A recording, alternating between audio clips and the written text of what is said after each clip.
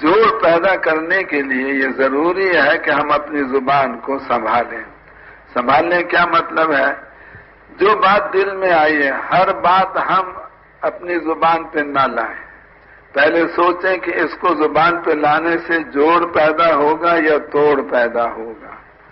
اگر توڑ پیدا ہوتا ہے تو اس بات کو ہرگز زبان پہ نہ لائیں، اپنے سینے میں اس کو دبا کر قبر میں اپنے ساتھ لے جائیں. کبھی زبان پر ایسی بات نہیں لانی چاہیے جو توڑ کا ذریعہ بنے. اور اگر وہ بات جوڑ والی ہے تو اس کو ہم کہیں، لیکن اس کو بھی کہنے کے دو طریقے ہیں. ایک طریقہ توڑ والا، ایک طریقہ جوڑ والا.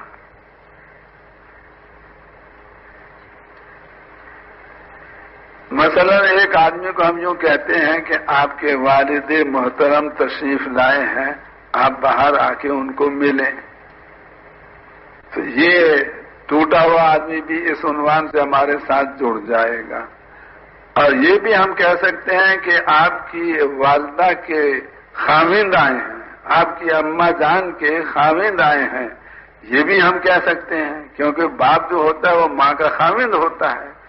لیکن اگر اس طرح سے اس کی ہم تعبیر کریں گے تو جوڑا ہوا بھی ہم سے کٹ جائے گا کہ تم نے میری بھری مجلس میں میری ماں کا نام کیوں لیا اور کیوں کہا کہ ان کا خاوند. حالانکہ یہ حقیقت ہے، جھوٹ نہیں ہے، صحیح ہے، لیکن یہ عنوان ایسا ہے کہ جس سے جوڑا ہوا بھی کٹ جاتا ہے.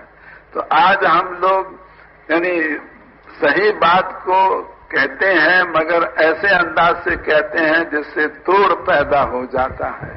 اور حضرت ابوبکر رضی اللہ عنہ کی ایک بڑی صفت یہ تھی کہ وہ توڑ والی بات کا جواب بھی جوڑ والے عنوان سے دیا کرتے تھے. یہ حضرت ابوبکر کی بات بہت زیادہ ہمیں سیکھنے کی ضرورت ہے، کیونکہ ہمیں پتہ نہیں لگتا کہ ہم توڑتے لوگوں کو زیادہ ہیں یا جوڑتے زیادہ ہیں. یہ جتنے ہم ذمہ دار ہیں مختلف مرکزوں میں اور شورا والے، اب ہمیں اس دنیا میں تو کوئی ہم سے حساب کتاب لے نہیں سکتا کہ تم نے توڑا زیادہ کو یا جوڑا زیادہ کو. مثلا اب رائے میں ہم لوگ رہتے ہیں، اب ہماری بے حکمتی اور ہماری بد اخلاقی کی وجہ سے ایک آدمی یہ سوچ کے کہ بھئی اب یہ تو احسان نے میرے ساتھ بہت برا رویہ اختیار کیا ہے، میں تبلیغ بھی چھوڑتا ہوں، راوین بھی نہیں آؤں گا، کبھی اس کام میں نہیں چلوں گا. تو اگر احسان کی بد اخلاقی کی وجہ سے وہ چھوڑ کے جا رہا ہے، وہ بتا کے نہیں جاتا کہ میں تمہاری وجہ سے اس کام کو اور اس کام کے مرکز کو چھوڑ رہا ہوں. اور جو ہماری بد اخلاقی کے باوجود ہم سے جڑے ہوئے ہیں وہ ہم کو نظر آ رہے ہیں، ماشاءاللہ لاکھ سوا لاکھ کا مجمع بیٹھا ہوا ہے. اور جو ہماری بد اخلاقی کی وجہ سے چھوڑ کے چلے گئے وہ ان کا ہمیں پتہ نہیں. لیکن کل قیامت کے دن ہر پرانے کو حساب دینا پڑے گا کہ آپ نے جوڑا زیادہ کو یا توڑا زیادہ کو، لگایا زیادہ کو یا بھگایا زیادہ کو. اس دنیا میں تو انسان بولنے کا زور لگا کر اگلے کو مطمئن کر سکتا ہے کہ میرا قصور نہیں، جانے والے کا قصور ہے. لیکن کل قیامت کے دن کوئی آدمی کی بات اللہ کے سامنے چل نہیں سکے گی. اس لیے اس حساب کے پیش ہونے سے ہم سب کو اپنا دامن بچانا چاہیے کہ اللہ ہمیں ان میں سے بنائے جو لگانے والے ہوں اور ان میں سے نہ بنائے جو بھگانے والے ہوں.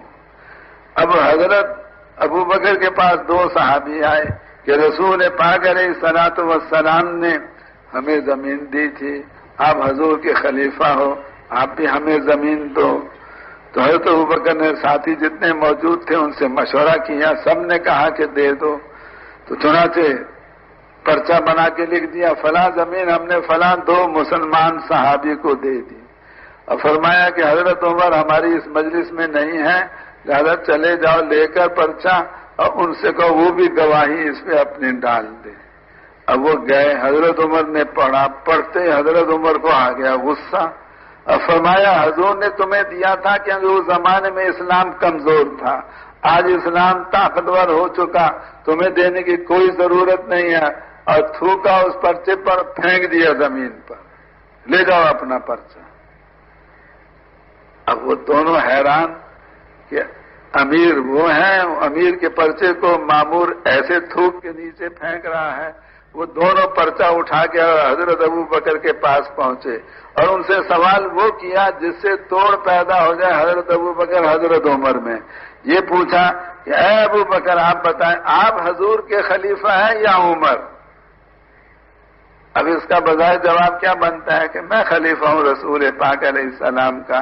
اس میں اپنے مقام کو اپنی زبان سے ظاہر کرنا، اپنی بڑائی کا اظہار، حضرت ابو بکر میں اس کی کوئی ذرہ برابر بھی گنجائش نہیں تھی۔ کبھی ایسا لفظ نہیں بولتے تھے جس سے ان کی بڑائی ظاہر ہو، اس لیے یہ جواب نہیں دیا کیونکہ اگر یہ جواب دیتے تو فوراً کہتے آپ اچھے امیر ہیں، آپ کا مامور تو آپ کے پرچے کا احترام نہیں کرتا۔ یوں فرمایا ارے بھائی اگر عمر امیر بننا چاہتے تو وہ بن سکتے تھے، کیونکہ پہلے میں نے انصار کو ابو عبیدہ کے پاس بھیجا تھا، انہوں نے انکار کیا، میرے پاس آئے تو میں نے حضرت عمر کے پاس بھیج دیا تھا۔ اگر حضرت عمر اس وقت امیر بننا چاہتے ہیں تو میں نے موقع دیا تھا، وہ نہیں بنے، اس لیے مجبوری میں مجھے بننا پڑا۔ ایسا جواب دیا کہ ان دونوں کا غصہ بھی ٹھنڈا ہو گیا۔ ان کا سوال توڑ والا تھا، جواب جوڑ والا دیا۔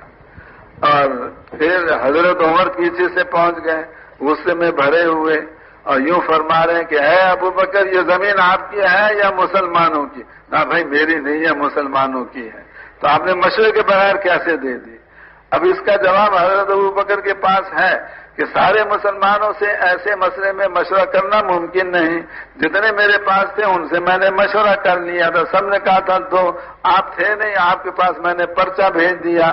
تو حضرت ابو بکر حضرت عمر کو ایسا جواب دے سکتے تھے جس سے وہ لاجواب ہو جاتے، لیکن ان کا غصہ اور بڑھ جاتا، تو یہ جواب نہیں دیا کیونکہ اس میں پھر توڑ پیدا ہوتا ہے۔ کیا جواب دیا؟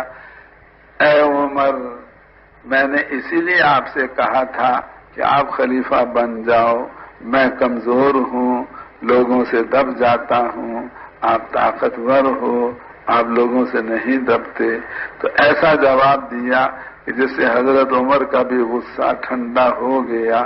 سوال توڑ والا اور جواب اس کا جوڑ والا۔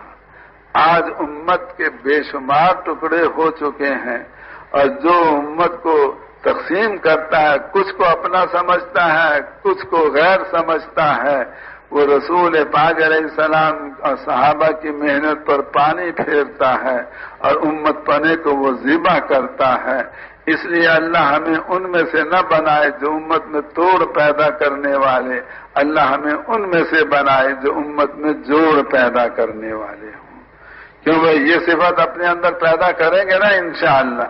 پہلے تولو پھر بولو، ہر بول سے پہلے سوچیں کہ یہ بول جوڑ والا ہے توڑ والا ہے۔ اگر جوڑ والا ہے اس کو اس انداز سے بیان کریں جس سے جوڑ پیدا ہو، ورنہ جوڑ والی بات کو بھی آدمی توڑ والے الفاظ سے کہہ سکتا ہے۔